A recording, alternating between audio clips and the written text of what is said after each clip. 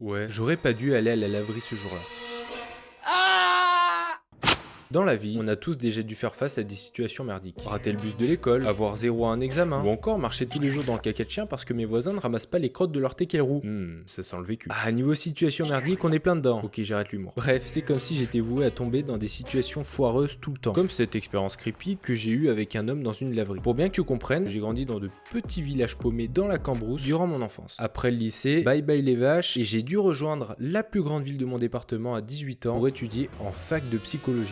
Non mais ça va pas là? Tu te crois où? En choix de dernière minute, je me suis retrouvé en plein centre-ville, dans un 14 mètres carrés avec toilette extérieure, supplément poil de fiac du petit pépère d'en face. Et pourtant j'habitais pas Paris, loin de là. Je t'invite à aller voir ma dernière vidéo sur mes voisins bruyants, on est pile dans le sujet. Bref, ayant l'habitude d'avoir de l'espace et de la tranquillité en tant que bon campagnard que je suis, fallait que je sorte le plus possible de l'appart pour pas devenir fou. Bon, peu importe où j'allais être encore plus fou. Dans quel bourbier je me suis mis, bordel! Pour te dire, c'est à ce moment-là que j'ai daté ma copine. Et bah... elle se foutait légèrement de ma gueule parce que je savais pas comment utiliser un ticket de tram. Bah ouais, nous on se déplaçait uniquement en calèche. Quoi? Non mais c'est vrai que je rentrais parfaitement dans le cliché du campagnard qui n'était jamais sorti de son patelin. Pour ceux qui sont pas très forts en maths, difficile de placer une machine à laver dans 14 mètres carrés. Bref, je devais chercher une laverie pour laver mes vêtements. J'ai donc testé la moins chère et la plus proche de chez moi. Bon, elle pue clairement la merde, mais ça fera l'affaire. Tant qu'il n'y a pas de punaise de lit, moi ça me va. Ah tiens, en fait, comme par magie, on n'entend plus parler des punaises de lit. À croire qu'elles ont subitement déménagé dans un autre pays. Bref, j'ai donc pris l'habitude d'aller dans cette laverie et quelques mois plus tard, le propriétaire de la laverie est endetté. Ah ouais, endetté parce qu'il me devait de l'argent parce que le distributeur ne me rendait plus la monnaie et les machines ne marchaient même plus. Toutes les semaines, dès que je m'y rendais, il y avait toujours un souci de laverie. Toujours. Bref, un jour comme un autre, je prépare mes affaires pour aller tranquillement à la laverie et j'appuie sur le distributeur pour lancer la machine. Alléluia, ça fonctionne! La machine démarre. Puis je vois dans le coin de mon œil un monsieur d'une cinquantaine d'années qui entre dans la laverie. Bonjour.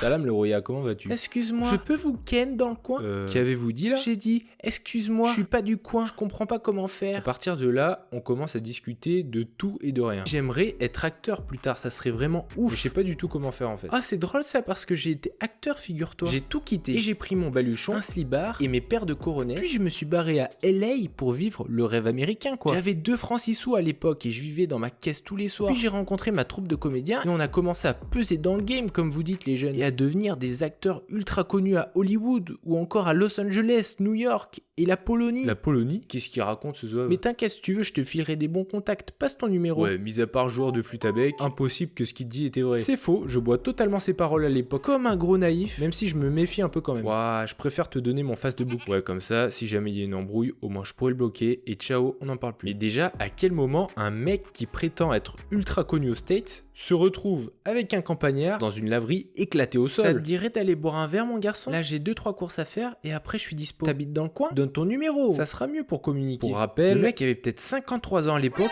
et j'en avais 18. Autant j'ai toujours été aveugle quand quelqu'un me draguait, mais voyant comment il insistait pour avoir mon numéro et pour aller au bar, je me suis dit qu'un truc tournait pas rond chez lui. Je suis désolé mais en tant qu'hétéro, voir que tu te fais plus draguer par des hommes que des femmes, je t'avoue que j'ai pris un coup dans ma fierté bordel. Et qui plus est, dragué par un mec qui pourrait être mon daron. Mais c'est quoi ce délire? T'inquiète, pas longtemps et après si tu veux on ira boire un verre chez moi. Quoi? Le mec il voulait tout le temps boire mais ça suffit là, Je suis d'accord qu'il faut s'hydrater dans la vie mais faut pas abuser non plus. Il commençait vraiment à me poser des questions creepy et même à devenir un peu trop intime pour un mec que j'ai rencontré il y a à peine 20 minutes. Et même le fait de vouloir m'inviter chez lui, mais c'est trop creepy et à tous les coups je finissais dans une cave avec des chefs du Tibet. Par sécurité, j'ai envoyé direct l'adresse où j'étais à ma copine. On n'est jamais trop prudent comme on dit. Alléluia. Enfin fini cette machine. Je me précipite pour ranger le plus vite possible mes vêtements dans ma panière à linge et je pars ni vu ni connu de la laverie pour rentrer chez moi. Et j'appelle direct ma copine pour lui expliquer. Elle se tape un fou rire et moi aussi en vrai parce que la scène est lunaire. À quel moment un mec de 50 piges se prétend pour un acteur connu à Hollywood te drague dans une laverie éclatée alors que t'es hétéro bien sûr, puis le fait qu'il force pour qu'on aille chez lui c'est trop bizarre. Et puis je reçois une demande d'invitation et un message sur Messenger, c'était lui.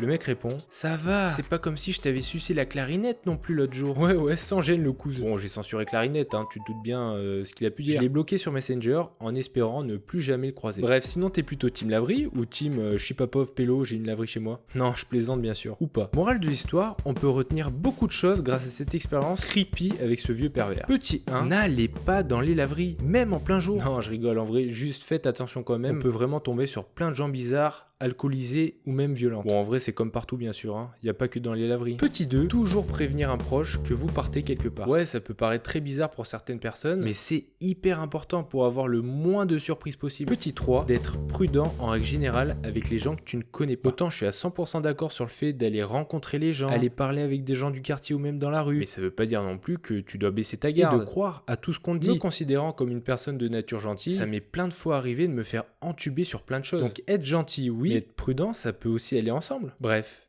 Bisous. Et appuie sur le logo pour tirer la chaise d'eau. 3, 2, 1, maintenant!